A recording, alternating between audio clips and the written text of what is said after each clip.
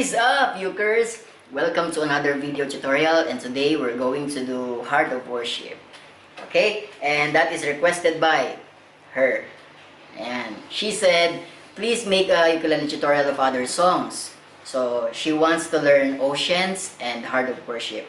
That's why we're doing Heart of Worship right now. Siya si Kate or Keith Malyari. So, hello sa'yo. Before tayo mag-proceed sa song, I'd like to give a shout out to Ate Marie for our customized passport holder or passport cover, whatever you wanna call it. So, yan siya. May guitar, whatever your personality is, pwede kayong kumuha nito sa kanya. I put her link sa baba. Okay, this is mine and this is Lay's. So, tingnan nyo nga naman, di ba? So, if you want to have something like this sa inyong mga passport, so, check her out. Also, I'd like to give a shout out to Mr. Marbs for our glamorous background today. Ayan, nakita niyo naman sa likod, di ba? So, ayan, with his help, we are able to maglagay ng mga ganyan sa likod. He just started his channel and it's about stock market. So, sa mga nag-start pa lang mag-stock market, if you are interested learning how to invest, or if you want to start investing in stock market, he also just started investing. He started his channel. So, nakikita nyo? Ayan siya. And, lalagay ko yung link ng kanyang channel sa baba. You can check it out. Please subscribe. Alright? So, you'll grow your money in a very healthy way. Like sowing something.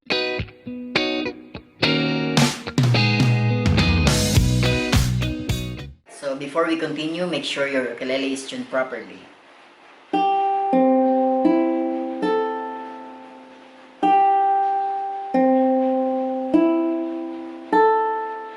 Okay, and these are the chords that you're going to use for this song. Yan. If you don't know them, please learn them one by one. Let me give you a quick one. Okay, we're using D, 3 strings on the top of 2nd fret. You can use these fingers or these fingers. Up to you, okay? Kung komportable kayo dito or dito, okay lang. We have A, only 2 fingers. Yan.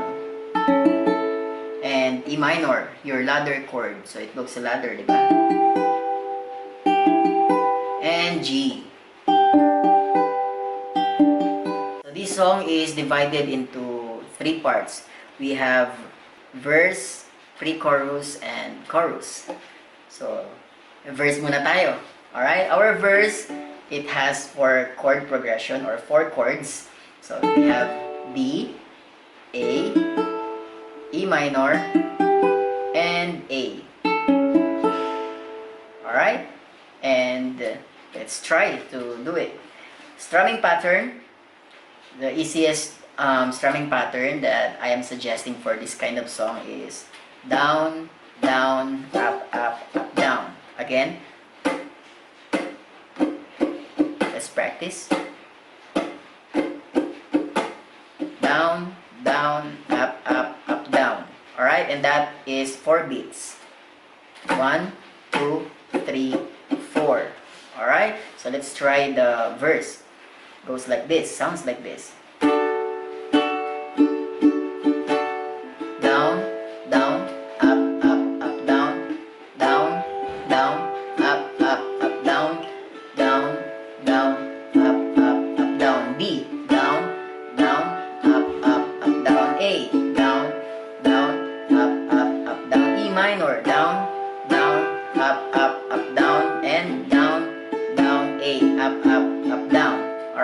So if you will sing it, you can practice it like that. Let's try to put some lyrics or humming, okay? When the music fades, up, up, then,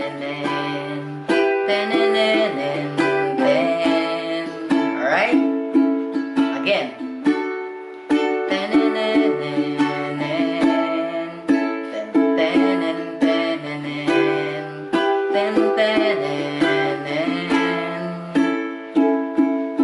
After that, we proceed to the pre-chorus.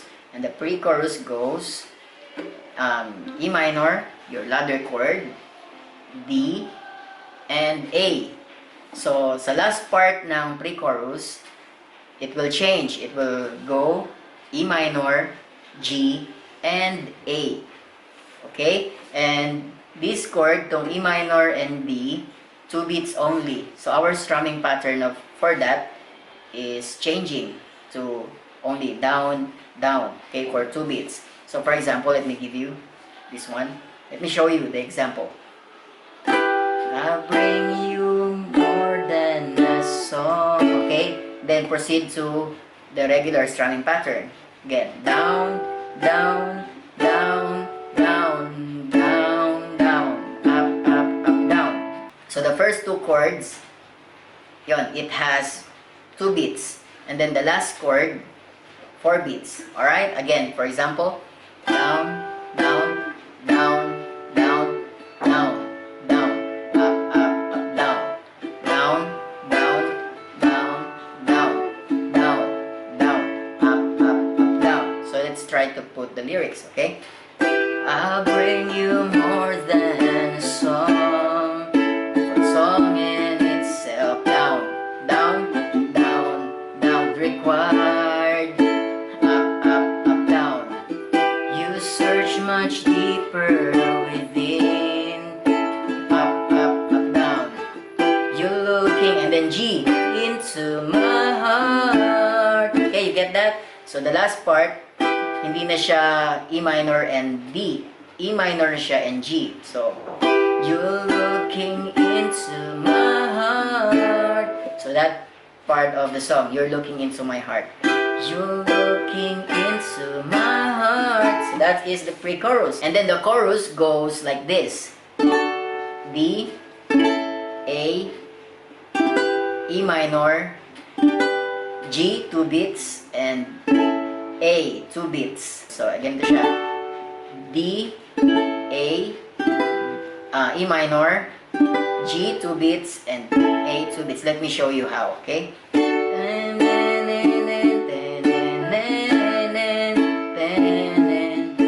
it's all about you.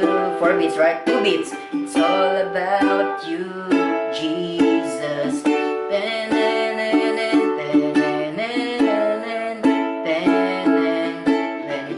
About you. G, 1, 2, 1, A, 2. Alright, you get that? Alright, so that is the song called Heart of Worship.